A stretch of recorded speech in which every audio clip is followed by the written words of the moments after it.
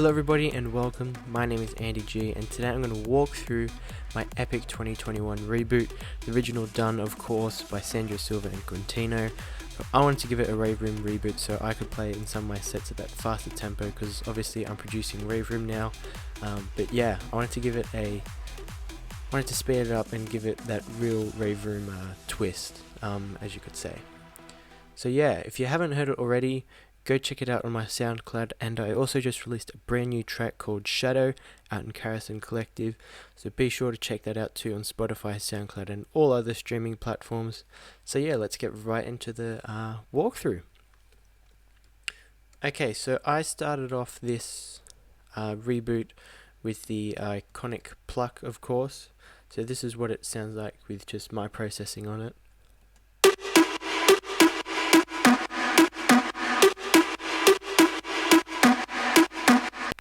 Yeah, so that's my processing done on it. I'll turn everything off so you can hear the original. This is what the original pluck, like the sample, sounded like.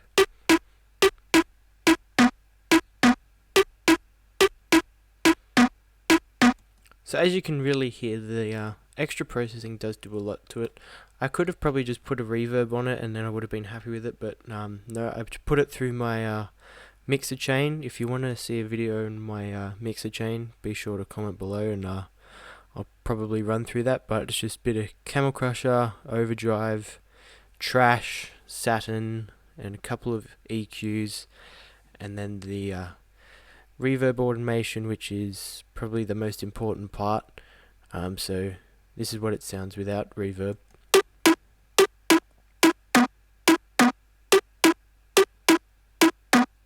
With it.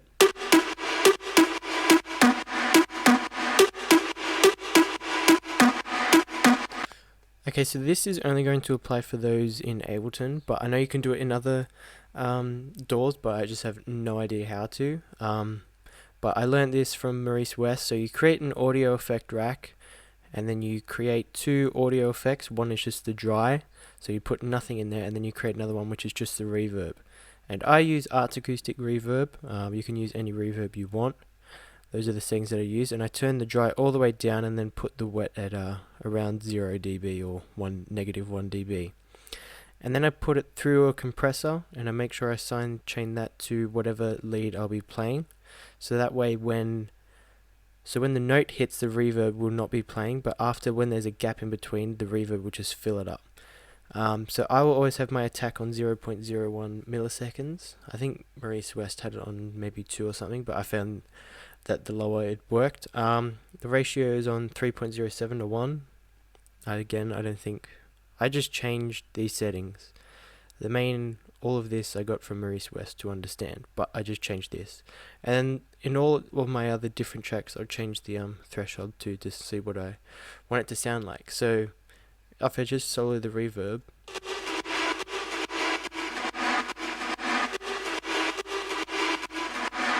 it's playing when the notes aren't playing, if you get what I mean. And I also, along with that, I also have a wet level of the reverb automating.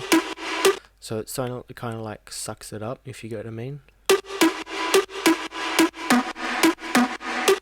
Just makes it different, you know, because most people wouldn't never have done this. They would just let the reverb play, and yeah, but that's how tracks will get signed if you do all those different automation stuff. That's pretty much the lead or the pluck, and I just did a bit of S1 imager as well, just to make it a little bit wider. The pluck is from Vengeance Electro Essentials Volume 1, I believe, but I'm sure you can find it in many other packs because it's just so iconic. So now we'll move on to the kick. Now I've had a few questions about my kick, and yeah, this is what it sounds like on its own.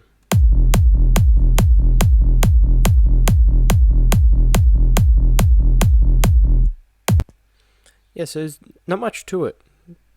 So we just have a normal punchy kick, and then we have a sub kick, which is a hardstyle kick, but I've put a filter on it. So if I turn the filter off, it's just a hardstyle kick.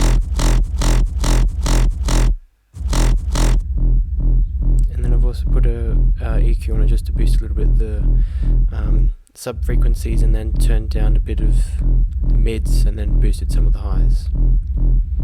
And then along with that, I also have a top kick, which is from Kashmir Volume 2, I believe. I've done nothing on that. And what I do to my kicks, I don't know if you should be doing this, but it's what I do and it works. It makes my kicks punch that bit more. I put a glue on it, and I think it might be the outside punchy preset. Yeah. And I just tweak some of the settings in there. So I'll play it with the glue, then without it. It just really punches through that mix. So everyone, go put the glue on your kicks right now to make sure they punch through. And yeah, I also walk through the side bass because that's also in this group. I also like to really work in groups. It just makes everything so much easier and be easier to navigate through everything, so I'm not scrolling through 50 different audio tracks and I don't know what they are. And so yeah, this is the side bass section.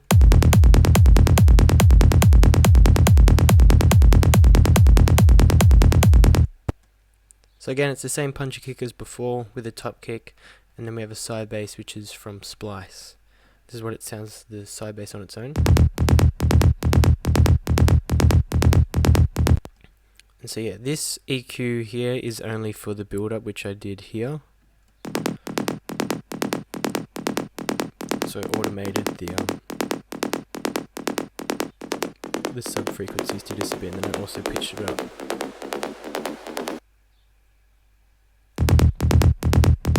And just have a kickstart on it to make sure it's really tight, because there is a bit of reverb in it. I don't know why there's a reverb in it, but and then I put a EQ on it just to boost the sub frequencies and a little bit of the highs as well.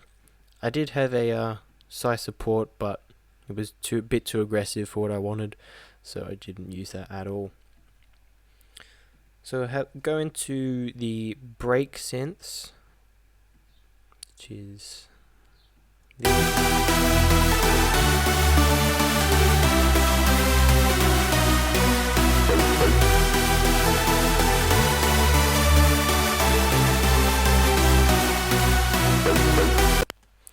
okay.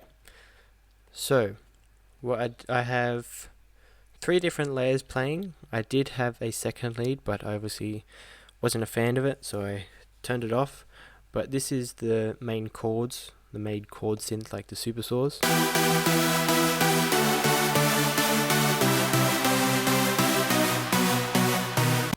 And that's just a Nexus preset. I think it's Big Synth Chords 3 from EDM6, maybe, I'm not sure. Little bit of camel crushing on it, bit of trash just to overdrive a little bit, and the reverb automation I was talking about before, and then also a EQ just to remove the lows and dip some of the highs. And with this, it's the exact same preset, but we put the lead on top.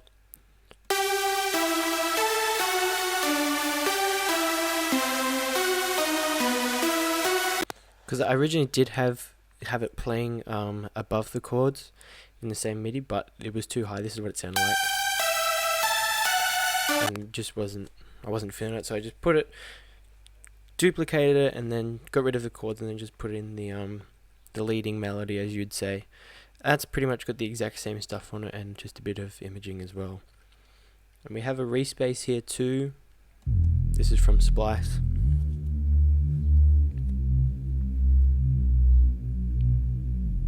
This is Steve Aoki's respace that I found in Splice Pack, and it's honestly probably the greatest respace. I always use this respace. And then we also have some iconic acid shots to really make sure you get those old school rave sounds.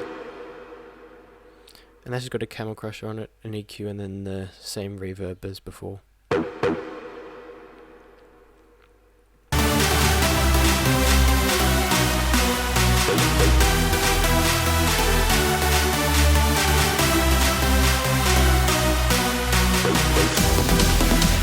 And what I did as well is I put a vocal. Where did I find this vocal? Vengeance. I put this because I feel like it needed it. and I just open the filter.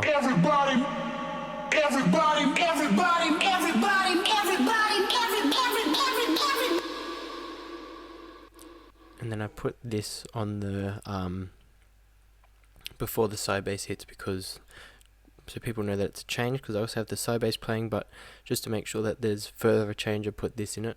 Switch the bass on him. Probably a bit aggressive, probably should have put a de-esser on it, but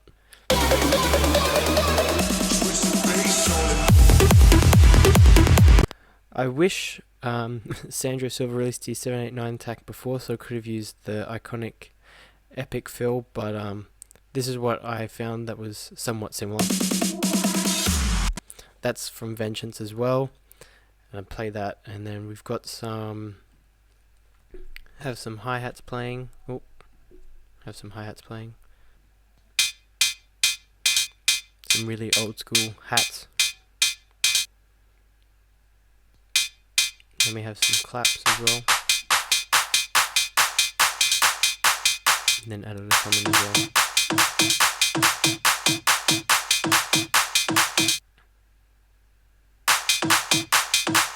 With some of my effects, let's go through them quickly. My effects, I have this AndyG lead, which is, can't really hear it, it sort of just drives it that bit more. Then we have a little acid loop, and we also have another hey, just to really drive that energy. And yeah, just the stock standard in the builds, rises, downlifters, impacts, all of that. We also have a crowd in the drop, very quiet, side-chained and quite wide, just to also further in with that energy. Then we also have a little hardstyle fill that's played in between. And yeah, that's pretty much all there is to it. Very simple. Didn't want to overdo it too much, but yeah, if you have any questions, leave them down in the comments below and I'll try to answer them all. And yeah, thank you guys for watching, and I'll see you guys next time.